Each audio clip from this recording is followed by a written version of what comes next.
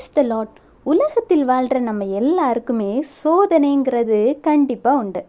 உங்களுக்கு ஒரு சோதனை வந்ததும் முதல்ல எது சோர்வாகுது யோசிச்சு பாருங்க. சரீரம் தானே. சரிவர வேலை செய்ய முடியாது. அந்த நாள் ரொம்ப டல்லாக சோர்ந்து போய் இருக்கும். யார்கிட்டையும் சிரிச்சு கூட பேச மாட்டோம். ஆனால் எவ்வளவு சோர்வு இருந்தாலும் மனதை ஒருநிலைப்படுத்தி ஆண்டவருடைய சமூகத்தில் உட்கார்ந்து, ஏசப்பா நான் ரொம்ப சோர்வாக இருக்கேன், என்னை சமாதானம் பண்ணுங்க, மனதுக்கு ஒரு உற்சாகத்தை தைரியத்தை தாங்கன்னு கேட்டு பாருங்க.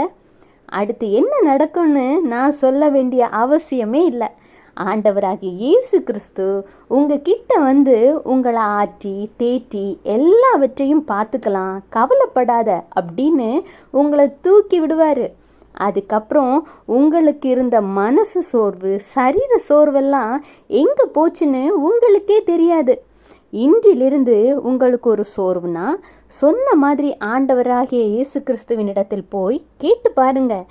ஏன்னா கர்த்தர் சொல்கிறார், மத்தேயு 26:41, நீங்கள் சோதனைக்குட்படாதபடிக்கு விழித்திருந்து ஜெபம் பண்ணுங்கள்.